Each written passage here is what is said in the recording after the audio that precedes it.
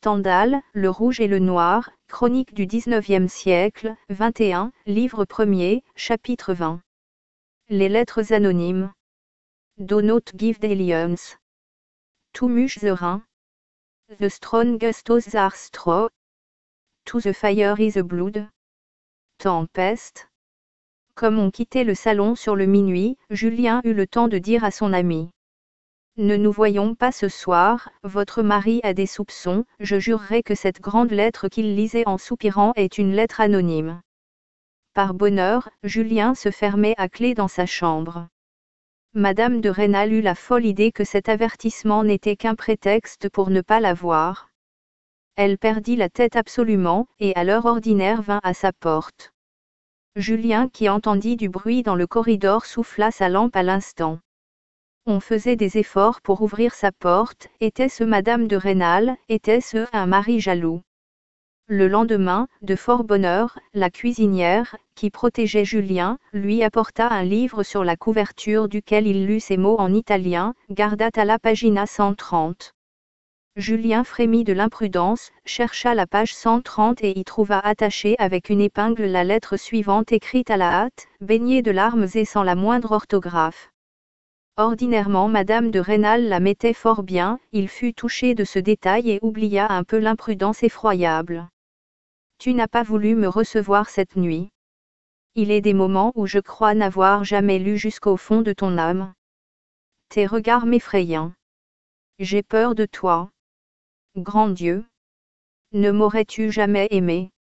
En ce cas, que mon mari découvre nos amours, et qu'il m'enferme dans une éternelle prison, à la campagne, loin de mes enfants. Peut-être Dieu le veut ainsi. Je mourrai bientôt. Mais tu seras un monstre. Ne m'aimes-tu pas? Es-tu lasse de mes folies, de mes remords, impie? Veux-tu me perdre? Je t'en donne un moyen facile. Va, montre cette lettre dans tout Verrières, ou plutôt montre-la au seul monsieur Valenod. Dis-lui que je t'aime, mais non, ne prononce pas un tel blasphème, dis-lui que je t'adore, que la vie n'a commencé pour moi que le jour où je t'ai vu, que dans les moments les plus fous de ma jeunesse, je n'avais jamais même rêvé le bonheur que je te dois, que je t'ai sacrifié ma vie, que je te sacrifie mon âme. Tu sais que je te sacrifie bien plus. Mais se connaît-il en sacrifice, cet homme? Dis-lui pour l'irriter que je brave tous les méchants, et qu'il n'est plus au monde qu'un malheur pour moi, celui de voir changer le seul homme qui me retienne à la vie. Quel bonheur pour moi de la perdre, de l'offrir en sacrifice, et de ne plus craindre pour mes enfants. N'en doute pas, cher ami, s'il y a une lettre anonyme, elle vient de cet être odieux qui pendant 6 ans m'a poursuivi de sa grosse voix, du récit de ses sauts à cheval, de sa fatuité, et de l'énumération éternelle de tous ses avantages. Y a-t-il une lettre anonyme? Méchant, voilà ce que je voulais discuter avec toi, mais non, tu as bien fait. Te serrant dans mes bras, peut-être pour la dernière fois, jamais je n'aurais pu discuter froidement, comme je fais étant seul. De ce moment notre bonheur ne sera plus aussi facile. Sera-ce une contrariété pour vous? Oui, les jours où vous n'aurez pas reçu de Monsieur Fouquet quelque livre amusant. Le sacrifice est fait, demain, qu'il y ait ou qu'il n'y ait pas de lettre anonyme, moi aussi je dirai à mon mari que j'ai reçu une lettre anonyme, et qu'il faut à l'instant te faire un pont d'or, trouver quelque prétexte honnête, et sans délai te renvoyer à tes parents. Hélas! Cher ami, nous allons être séparés 15 jours, un mois peut-être. Va, je te rends justice, tu souffriras autant que moi. Mais enfin, voilà le seul moyen de parer l'effet de cette lettre anonyme, ce n'est pas la première que mon mari ait reçue, et sur mon compte encore. Hélas! Combien j'en riais! Tout le but de ma conduite, c'est de faire penser à mon mari que la lettre vient de monsieur Valenod, je ne doute pas qu'il n'en soit l'auteur. Si tu quittes la maison, ne manque pas d'aller t'établir à Verrières. Je ferai en sorte que mon mari ait l'idée d'y passer 15 jours, pour prouver au sot qu'il n'y a pas de froid entre lui et moi.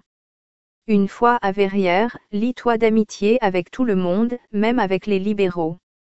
Je sais que toutes ces dames te rechercheront. Ne va pas te fâcher avec monsieur Valenod, ni lui couper les oreilles, comme tu disais un jour, fais-lui au contraire toutes tes bonnes grâces. L'essentiel est que l'on croie à Verrières que tu vas entrer chez le Valenod, ou chez tout autre, pour l'éducation des enfants. Voilà ce que mon mari ne souffrira jamais. Dût-il s'y résoudre, eh bien. Au moins tu habiteras Verrières, et je te verrai quelquefois. Mes enfants qui t'aiment tant iront te voir. Grand Dieu! Je sens que j'aime mieux mes enfants parce qu'ils t'aiment. Quel remords! Comment tout ceci finira-t-il? Je m'égare? Enfin, tu comprends ta conduite, sois doux, poli, point méprisant avec ces grossiers personnages, je te le demande à genoux, ils vont être les arbitres de notre sort. Ne doute pas un instant que mon mari ne se conforme à ton égard à ce que lui prescrira l'opinion publique. C'est toi qui vas me fournir la lettre anonyme, arme-toi de patience et d'une paire de ciseaux. Coupe dans un livre les mots que tu vas voir, colle-les ensuite, avec de la colle à bouche, sur la feuille de papier bleuâtre que je t'envoie, elle me vient de monsieur Valenod. Attends-toi à une perquisition chez toi, brûle les pages du livre que tu auras mutilé. Si tu ne trouves pas les mots tout faits, aie la patience de les former lettre à lettre. Pour épargner ta peine, j'ai fait la lettre anonyme trop courte. Hélas! Si tu ne m'aimes plus, comme je le crains, que la mienne doit te sembler longue. Lettre anonyme. Madame. Toutes vos petites menées sont connues, mais les personnes qui ont intérêt à les réprimer sont averties. Par un reste d'amitié pour vous, je vous engage à vous détacher totalement du petit paysan. Si vous êtes assez sage pour cela, votre mari croira que la vis qu'il a reçue le trompe, et on lui laissera son erreur. Songez que j'ai votre secret, tremblez, malheureuse, il faut à cette heure marcher droit devant moi. Dès que tu auras fini de coller les mots qui composent cette lettre, y as-tu reconnu les façons de parler du directeur, sors dans la maison, je te rencontrerai. J'irai dans le village et reviendrai avec un visage troublé, je le serai en effet beaucoup. Grand Dieu! Qu'est-ce que je hasarde, et tout cela parce que tu as cru deviner une lettre anonyme. Enfin, avec un visage renversé, je donnerai à mon mari cette lettre qu'un inconnu m'aura remise.